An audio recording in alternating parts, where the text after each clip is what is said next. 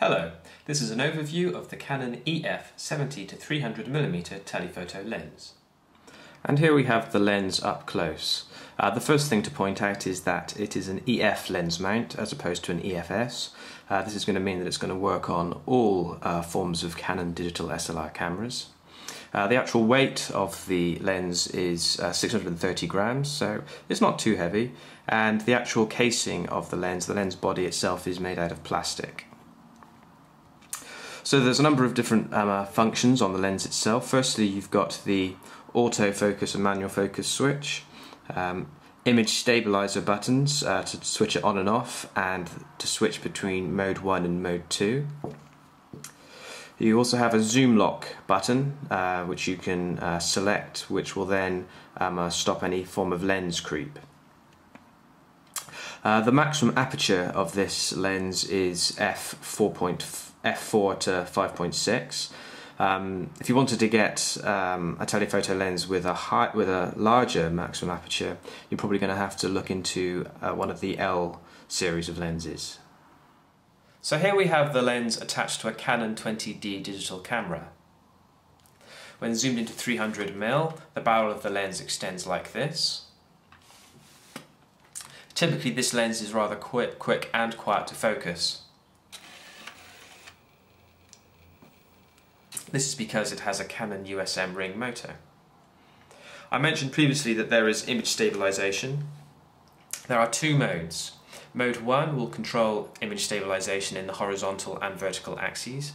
Mode 2 will stabilize the image in the vertical axis only.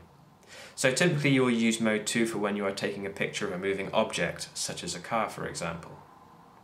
Now when image stabilization is actually being used, you will notice a small amount of rumbling going on within the lens, as I will now demonstrate.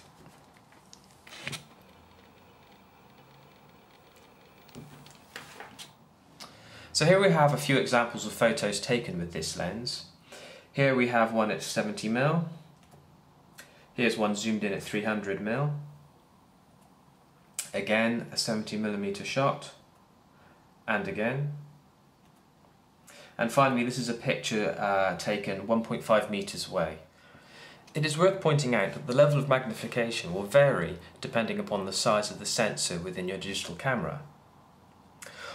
In a cropped sensor digital camera such as the Canon 20D that I have here, the level of magnification is 1.6 times the level set in the lens. Therefore, zoomed in at 300mm on the lens, the magnification of the picture you are taking is effectively 480mm. If you have a full frame digital camera such as a Canon EOS 5D or the 1DS, the magnification is specifically what is stated on the lens. You can see full-res versions of these photos if you go to my website. Now if you're in the market for the Canon 70-300mm, I thought I'd point out a couple of alternatives that are available. This is the Canon that I have been discussing. Secondly, we've got the Sigma 70-300mm lens, and this is the Tamron 70-300. The first thing you'll note is the Canon is slightly larger than the other two, and this will be because of the image stabilization. That takes a bit more space in the lens. The Sigma and the Tamron, however, do have a macro function, which the Canon does not. The closest you can take a photograph with the Canon is 1.5 meters away, whereas with the Sigma and Tamron, because it's got a macro function, you can get exceedingly close for macro photography. In terms of price, the Canon lens here is typically more than twice the price of either the Sigma or the Tamron. Brand new, the Canon lens here would cost online, I would think, between the range of £360 to £430. Now with the Sigma and the Tamron, to buy these brand new, you're probably talking more between £150 to £170. So the Canon is more expensive. However, you could purchase this lens, say second-hand or refurbished, and that would lower the price somewhat. But then again, you're taking more of a risk with the actual condition of the lens.